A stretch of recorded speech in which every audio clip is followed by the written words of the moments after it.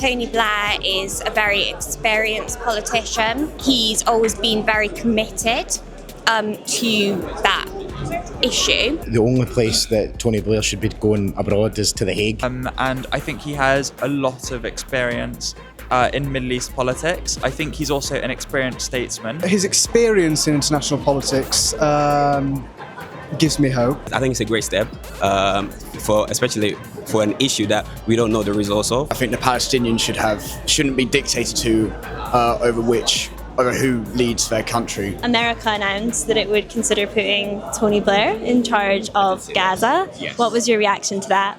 I guess surprise first and foremost. I don't know if a sort of international development way of dealing with things. I don't know if Tony Blair or a UK former Prime Minister is the best person to put in charge at this time or any time, to be quite honest. I like Tony Blair, but I don't think this is the right role or appropriate role for him, to be quite honest. The only place that Tony Blair should be going abroad is to The Hague.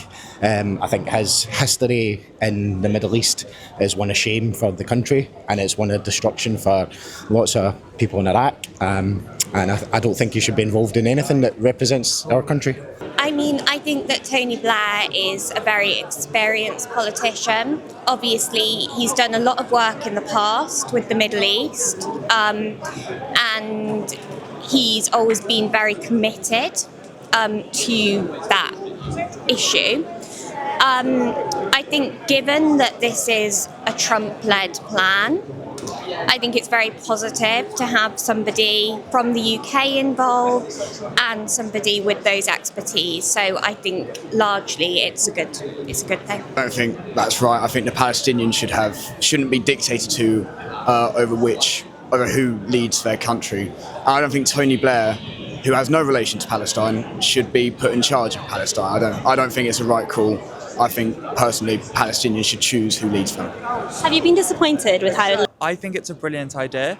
I think since 2006, when Hamas were elected in Gaza, I think it's been an absolute disaster, and I think a fresh new approach is absolutely needed. And I'm fairly happy with the resulting outcome. I think that the general peace plan is a good one because all of the Arab and Muslim states are on side, and Israel and other Western states seem to be on side. And Trump I have many issues with Trump, but I think on this, he's done a very good job. He's managed to gain the respect of the international community, but the whole international community, which unfortunately was something Biden failed to do. But I think that Trump is doing very well on this. Personally, I feel if Honourable Donald Trump, President of the United States, is about peace, then he should be focusing more at home in terms of what's happening there. I like the idea, but I still feel I don't trust it. And I think the ordinary, Joe, so to use the pun, would also understand that if you're someone about peace, you'd be actually having peace at home as well as overseas, and trying to use the, TB's Institute to kind of like galvanise your own plot to get the Nobel Peace Prize isn't the way to go. And I think if you really are about peace, then you would actually show it by what you do at home as well as on the global stage. Iraq was a Blair-Bush coalition. This would be a Blair-Trump coalition. Do you have any faith that it could bring about any sort of justice or peace in the region? I think we've seen from Trump the disregard that he has for Palestinian self-determination, and therefore to expect anything that he is calling for to be a starting point for peace, I don't think it would be a peace for the Palestinian people, because he's already shown that he doesn't regard them as having the right to their own land. So I think that's where it ends straight away. I don't think we should be involved with him. I don't think Blair is coming from anywhere with good intentions regards that. This is about his brand, his legacy that he's still trying to recreate, and I wouldn't want any part of it. Any job advice for him? Shut up and go away. He has the intelligence that is very, very crucial and essential for peace in the Middle East. At the same time, due to the previous government when it was in power, the war in Afghanistan, the war in Iraq, and his reputation for being a prime minister, I think that can be a very disadvantage because will the Middle Eastern governments, like a lot of the governments in the Middle East, would they be able to trust him due to his track record as a Prime Minister of Great Britain? So I would say it's a good thing, but at the same time, we also have to weigh the negative aspects of it. However, I think it's a great step, especially for an issue that we don't know the results of. The most important thing is getting the Middle East involved, and hopefully we should have a great outcome. And I guess if you could give a message to Tony Blair, some advice for his future job role, what would it be? Stay out of the Middle East. Stop trying to lead a Middle Eastern country when there's no need for it, really. Do you think the last time Tony Blair got involved in the Middle East went very well? No. I don't think he's got a good history in the region. Brilliant. Thank you so much. That was all you. my questions.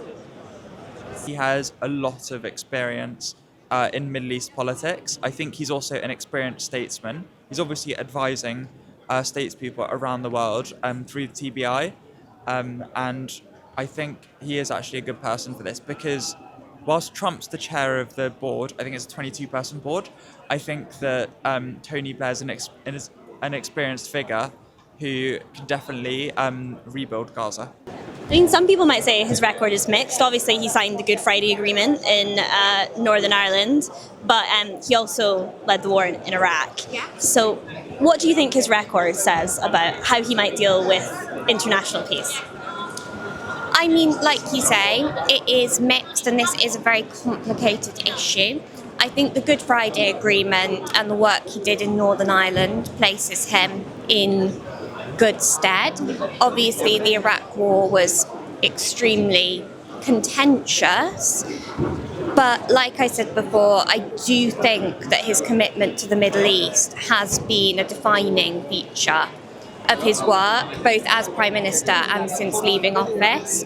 So I would be very hopeful and positive about the impact he can have. Tony Blair has a very mixed record when it comes to international peace. He'd signed the Good Friday Agreement, but he also led to the war in Iraq, which is generally seen as quite a disaster. What do you think? Does his record give you hope? I think his experience in international politics gives me hope. The Good Friday Agreement was a wonderful, wonderful piece of legislation, brought peace to Northern Ireland, ended the Troubles, and if he can do that then, if we can do that then, we can do that now as a party. And I think we need to really focus on, as a party, Tony Blair isn't a member of the government, he's not a minister, he's not a member of parliament. We need to focus on what we're going to do in the government as a party in order to bring that peace settlement about. Gift of hindsight can often change things quite a lot. I don't think the Iraq situation was an enviable one. I'm Irish by birth and family, so obviously I thought the Good Friday Agreement was fantastic, and even people are trying to tear it down now. But no, I don't think he's the appropriate person to be having any kind of role in a potential Gazan state. And I think probably the politics of it now, given the situation, doesn't seem that wise, if I'm being completely honest. I wasn't in favour of them recognising Palestine when they did it. I think that it derailed hostage negotiations. Luckily, I think Trump has managed to put it back on course,